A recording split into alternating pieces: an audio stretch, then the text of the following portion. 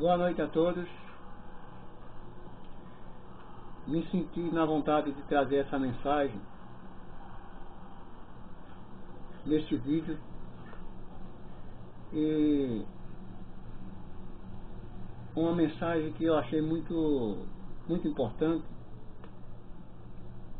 Essa mensagem ela está na carta de Paulo, que Paulo escreveu aos Romanos, e vou ler essa mensagem e a posteriori eu vou falar um pouco sobre essa mensagem que eu achei muito interessante, importante. Romanos capítulo 7.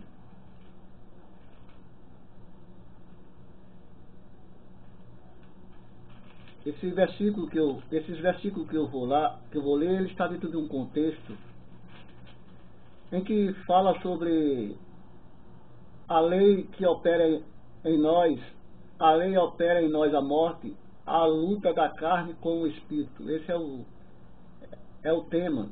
A lei opera em nós a morte, a luta da carne com o espírito. Então Paulo vai falar sobre a luta da carne com o espírito. Esse tema está dentro do contexto do capítulo 7 de Romanos. Só que eu vou ler a partir do versículo 15. O apóstolo Paulo ele diz assim: porque o que faço não o aprovo, pois o que quero, isso não faço,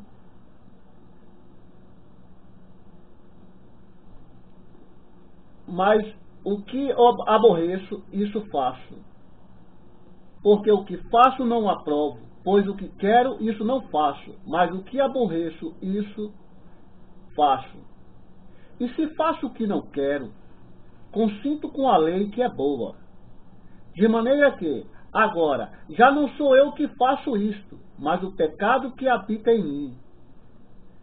Porque eu sei que em mim, isto é, na minha carne, não habita bem algum.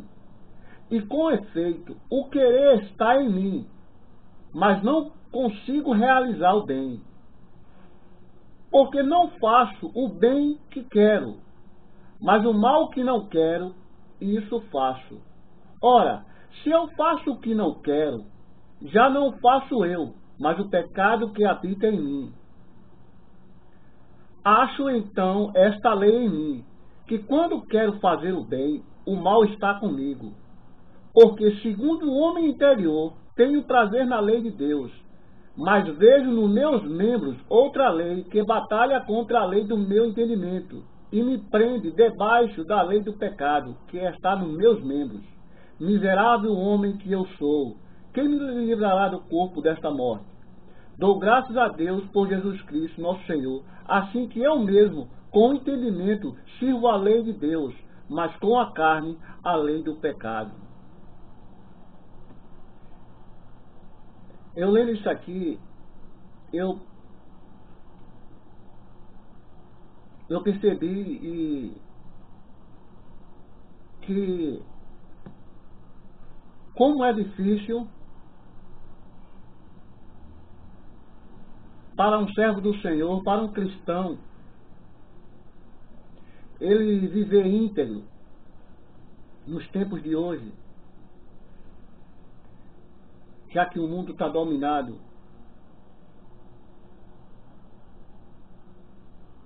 pela concupiscência, pela carnalidade, pela imoralidade. Como o apóstolo João diz, o mundo jaz no maligno. Então, uma certa vez eu estava conversando com um colega, a gente estava conversando acerca de o que se deve fazer, o que se não pode fazer, o que agrada a Deus, o que desagrada a Deus. E eu percebendo que esse camarada, esse colega, ele usou um pouco de ironia. Ele não é convertido, ele não é evangélico. E ele disse assim: mas irmão, Todos nós erramos. Tu erra, eu erro. E eu disse assim a ele: irmão, tu falaste certo. Nós erramos. Você erra e eu também erro. Só que, com o meu erro, eu serei salvo. Mas tu, com os teus erros, se tu não se arrependeres e não se converter ao Senhor Jesus Cristo, tu serás condenado. E eu peguei as escrituras e comecei a mostrar a ele algumas passagens. E eu mostrei essa passagem aqui do apóstolo Paulo. O que que leva o homem, o servo do Senhor, a certos erros? Paulo não usou aqui o pecado que estava nele, o mal que estava nele, como uma forma de desculpa, de forma nenhuma. Paulo simplesmente aqui, Paulo estava falando de duas naturezas que havia nele. Quando Paulo diz nele, não é só nele, mas é em todos. Principalmente naqueles que já são convertidos, naqueles que já servem ao Senhor, naqueles que já se arrependeram dos seus pecados. Então Paulo diz no versículo 18 que o querer estava nele, mas ele não conseguia realizar o bem. No versículo 19, Paulo diz: porque não faço o bem que quero, mas o mal que não quero, esse faço. Paulo aqui não entra em detalhes acerca do mal que ele não queria fazer, mas que ele chegava até a realizar. Mas ele diz, no versículo 20, ora, se eu faço o que não quero, já não o faço eu, mas o pecado que habita em mim. Ou seja, havia coisas que não querendo ele, ou não querendo você, ou não querendo eu, existe algo que nos impulsiona, mesmo a gente não querendo, mas nos impulsiona a fazer aquilo. Ora, se eu não faço o que não quero, já não faço eu, mas o pecado que estava em mim. Ou seja, é o pecado que impulsiona. Por isso que Paulo diz: acho então esta lei em mim, que quando quero fazer o bem, o mal está comigo. Então,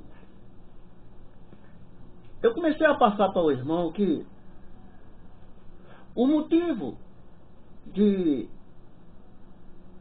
um cristão praticar um certo erro, isso não significa que ele será destituído da glória de Deus, de forma nenhuma.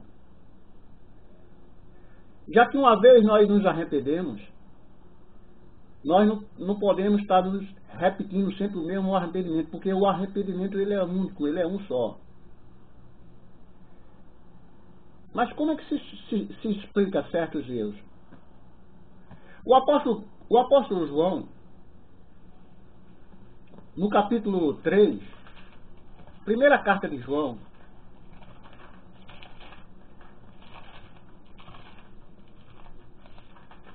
capítulo 3, versículo 9, João diz assim: qualquer que é nascido de Deus não comete pecado, porque a sua semente permanece nele, e não pode pecar, porque é nascido de Deus. No original grego, está escrito assim: qualquer que é nascido de Deus não vive na prática do pecado, porque o tradutor botou: qualquer que é nascido de Deus não comete pecado, mas no original está escrito: não vive na prática do pecado. Ou seja, o que é você viver na prática do pecado? Existe um erro, mas você, se dizendo cristão, vive sempre constantemente naquele erro. Ou seja, eu não vou dar um exemplo aqui de um erro, mas vamos supor que um erro que desagrade aos olhos de Deus.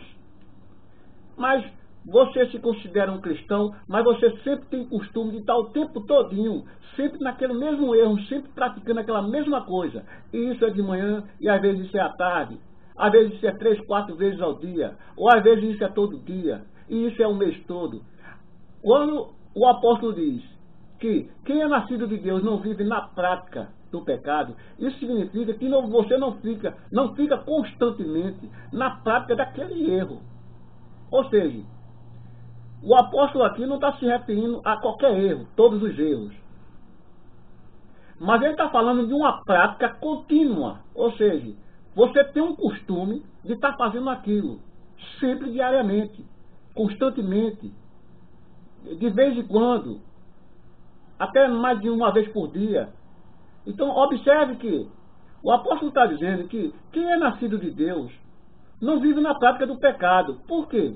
Ele diz, porque a sua semente permanece nele e não pode pecar porque não é nascido de Deus. Porque é nascido de Deus. Então, uma pessoa que é nascida de Deus, ela não vive nessa prática. Ela não vive praticando aquilo o tempo todo, constantemente, diariamente. Por quê?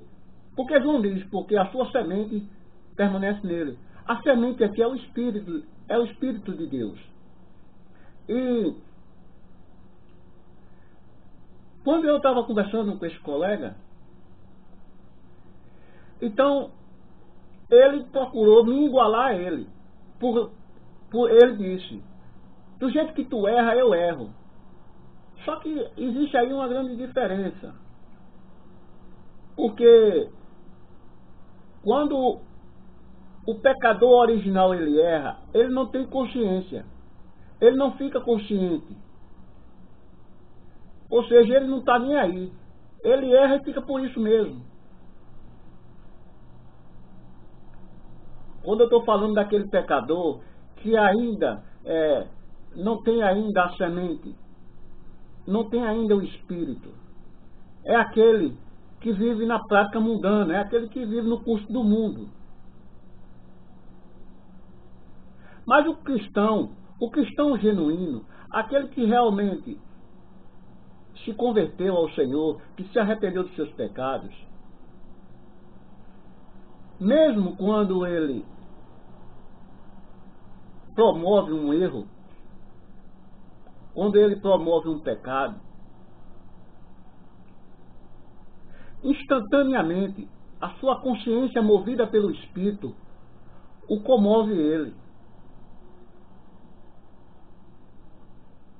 E ele por si mesmo, ele começa a tentar remover aquilo ali, para não dar continuidade. Como disse o apóstolo João, aquele que é nascido de Deus não vive na prática do pecado, porque a sua semente está nele, e ele não vive pecando. E ele não pode pecar, porque é nascido de Deus. 1 de João 3,9. E foi uma conversa muito interessante que eu tive com esse colega, porque as falhas daqueles que se dizem cristãos, isso incomoda aqueles que ainda não são. Por quê? Porque aqueles que não são, ele olhando as falhas daqueles que se dizem que são, aí eles replicam, olha para ali, se diz de Deus, mas veja o que ele está fazendo. Então isso incomoda. Só que a gente tem que ter muito cuidado quando nós conversarmos com pessoas que ainda não têm um entendimento, com pessoas que ainda não têm um espírito. Porque eu dizendo ao irmão que, quando eu disse ao irmão que mesmo eu com o meu erro, eu serei salvo, e se ele não se arrepender dos seus pecados, ele não seria salvo, eu não estava querendo com isso constrangê-lo. Ou seja, eu não estava com isso querendo ser melhor do que ele. Mas quando eu falei isso, eu fui na palavra e mostrei a ele. Eu fui em 1 Coríntios. 1 Coríntios capítulo 3.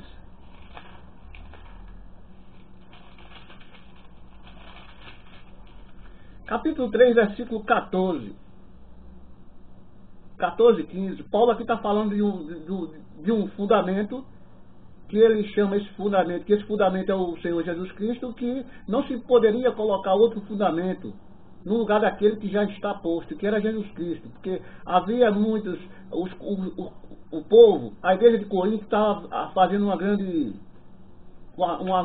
mistura, sempre trazendo doutrinas, ensinamentos pagãos, obras, manifestações que não tinha nada a ver com a doutrina de Cristo, e tentando estabelecer esses fundamentos. E Paulo, percebendo isso, Paulo disse: vocês não podem estabelecer outra coisa no lugar de uma coisa que já existe. Ou seja, vocês não podem criar outro tipo de fundamento e colocar no lugar de um fundamento que já existe, que já está posto, que é Jesus Cristo. E quando chega no versículo 14, versículo 15, Paulo diz assim: e se a obra que alguém edificou nesta parte permanecer, esse receberá galardão. Se a obra de alguém se queimar, sofrerá detrimento, mas o tal será salvo, todavia como pelo fogo. No versículo 14, se a obra que alguém edificou nesta parte permanecer, esse receberá recompensa, galardão. Mas no versículo 15, é o versículo chave, que eu quis trazer para esse colega. Paulo diz: se a obra de alguém se queimar, sofrerá detrimento, mas o tal será salvo, todavia como pelo fogo. Porque Paulo diz que mesmo se a obra dele se queimar, ele será salvo, todavia como pelo fogo? Porque aquele que é de Deus é de Deus. Aquele que foi salvo é salvo. Não é por causa de um erro qualquer que ele perderá sua recompensa, que ele perderá sua salvação, porque existe aí doutrinas, né? Existem ensinamentos aí que o cristão pode perder a sua salvação, mas isso aí é um grande equívoco, porque o próprio Jesus deixou bem claro que todo aquele que meu Pai me dá, ninguém os arrebatará da minha mão, e eu vos darei a vida eterna. Então, aquele a quem Jesus atribuiu a vida eterna, é a vida eterna. Não existe essa história de chegar um tempo qualquer, ele... Agora, é claro, a Bíblia ensina sobre a perseverança, ou seja, você tem que estar na perseverança, você tem que estar trabalhando, você tem que estar na obediência.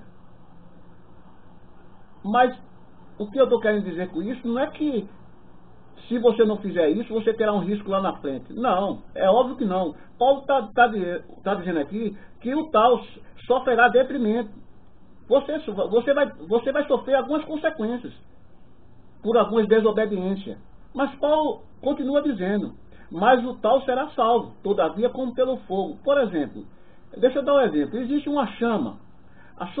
Vamos supor que você está no meio de um fogaréu. Você está no meio de um fogaréu, mas só tem uma porta de escape, só tem um caminho que você pode sair para você ser salvo. Só tem aquele lugar, só tem aquele caminho ali, só tem aquela porta ali. Mas só que está em chamas, tem muito fogo. Mas aonde você está, você não pode ficar, porque você vai morrer ali. Então você tem que tomar uma atitude, então você vai ter que passar por ali mesmo. Por quê? Porque é o único caminho, é a única porta que você viu que dá acesso à saída da situação que você está. Então você vai ter que passar por aquele fogo. Então você mete a cara e vai-se embora. Embora que você chegue no outro lado, todo queimado, queimadura de 3º grau, mas o importante é que você chegou lá no outro lado salvo. Então Paulo está dizendo: mas o tal será salvo, todavia como pelo fogo. Ou seja, você vai chegar lá no outro lado todo torrado, mas você vai chegar intacto, você vai chegar vivo, embora que você esteja com queimaduras absurdas, 3º grau, que é o grau mais elevado de queimaduras, mas você chegou vivo. Então quer dizer que você não chegou morto lá no outro lado, você chegou no outro lado todo cheio com o corpo todo deteriorado, mas chegou vivo. Então, O que eu tentei passar para essa pessoa, mesmo ela não compreendendo a palavra de Deus, mas peguei as escrituras e comecei a mostrar a essa pessoa que as coisas não é bem assim do jeito que ele falou. Irmão, tu erra, eu também erro. Do jeito que eu erro, tu também erra. Então veja aí a ironia, né? A maneira do jeito que eu erro, tu também erra. Então eu comecei a mostrar a ele a diferença entre esses erros. Eu não estou querendo dizer com isso que os meus erros são erros justificáveis, de forma nenhuma. Porque erro é pecado. E pecado ele tem que ser eliminado. Só que, na verdade, nós não somos 100% perfeitos. Porque só um é perfeito. Jesus Cristo ele foi o único que cresceu em toda a perfeição, em toda a sabedoria. Mas nós erramos. Mas nós temos domínio sobre o erro. Porque Paulo diz: o pecado não tem domínio sobre nós, porque nós não estamos debaixo da lei, e sim debaixo da graça. Paulo diz isso lá em Romanos, que o pecado ele não tem domínio sobre nós, porque nós não estamos debaixo da lei, daqueles rudimentos do Antigo Testamento. Mas Paulo está dizendo que nós hoje, no Novo Testamento, nós estamos debaixo da graça. É por isso que o pecado ele não tem domínio sobre nós. Pelo contrário, nós conseguimos dominar o pecado. Só que aqueles que ainda não têm o Espírito, eles não têm esse domínio. Mas aquele que tem o Espírito de Deus, ele tem sim domínio sobre o pecado. Agora, Paulo fala uma coisa fantástica nessa própria carta de Coríntios, em que há tentações que vêm sobre nós, mas Deus ele nos dá uma capacidade para que a gente possa suportar essa tentação e fugir dessa tentação, desse erro. 1 Coríntios, capítulo 10.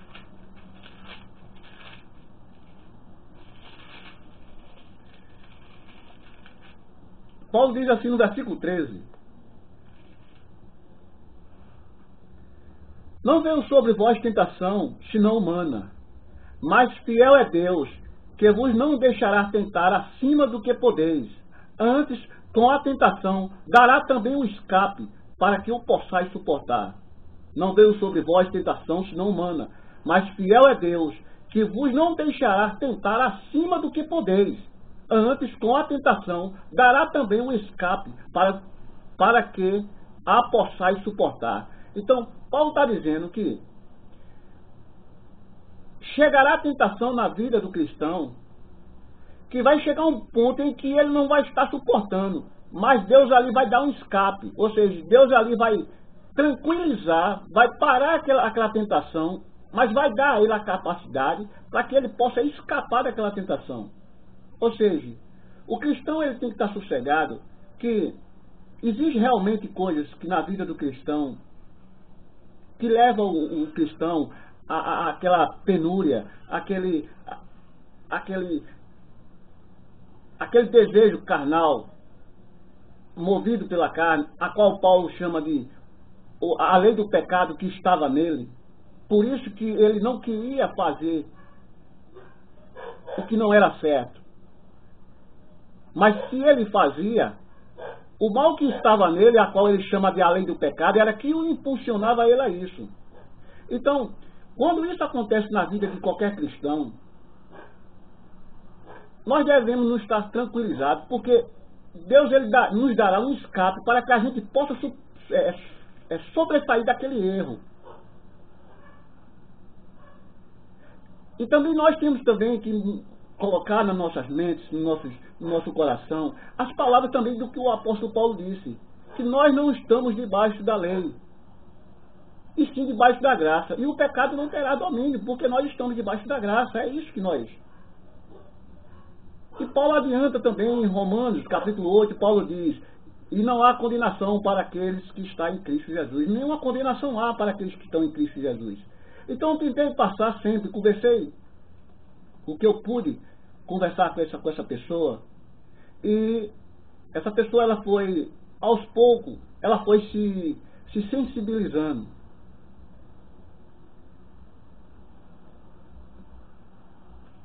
Eu sei que é difícil para o povo do Senhor viver num mundo tão turbulento, tão caótico, cheio de interesses, cheio de imoralidade,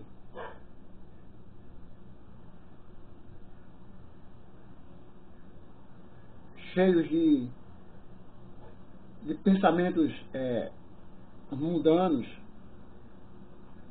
tantos ensinamentos, e aí entra também não só os conceitos, os comportamentos imorais, mas também vem os comportamentos dos ensinamentos que não tem nada a ver, que não se coincide, não coaduna com os ensinos de Cristo, e que esses ensinamentos também não conseguem defender, dar força ao cristão de ele suportar essas tentações e não se deixar se levar por isso. E eu senti a necessidade de usar essa passagem em que Paulo falou em Romanos capítulo 7, versículo do 15 ao 25, em que Paulo fala sobre as duas leis que havia nele, a lei do pecado e a lei de Deus. E essa foi a mensagem que eu senti a necessidade de trazer nesse vídeo, que o cristão, ele sim, de fato, ele erra. Mas eu digo que o cristão, mesmo ele errando, ele será salvo, todavia, como pelo fogo, como disse o apóstolo Paulo. Agora, lembramos que o pecado ele não tem domínio sobre nós, porque nós estamos debaixo da graça. Mas que aquele que vive na prática do pecado, que ele precisa de se arrepender, sim. Por isso que eu disse a esse colega, que se eu erro e ele erra, mas só que eu me arrependi. Só que ele ainda não. E eu disse que ele necessitava de se arrepender. Em relação aos erros, isso aí deixamos sobre a custódia de Deus, deixamos sobre a segurança que Deus tem para nós. Ou seja, nós não devemos ficar pensando certo nessas coisas. Devemos apenas procurar compreender a palavra do Senhor e procurar pôr a palavra do Senhor em prática. E o resto, Deus cuidará da nossa vida. O resto Deus fará. Porque o próprio Judas, ele diz que Deus não nos deixará tropeçar. E que Ele nos guardará. E o que a gente tem que fazer é justamente isso. É ter o conhecimento da palavra de Deus. E mesmo vivendo numa vida, num mundo tão turbulento, tão caótico, mas procurar vivenciar, procurar colocar a palavra de Deus em prática nas nossas vidas. E aí a gente vai ver o refletir, o agir de Deus na nossa vida. Que a graça de Deus esteja em todos vocês. E uma boa noite e até um próximo vídeo.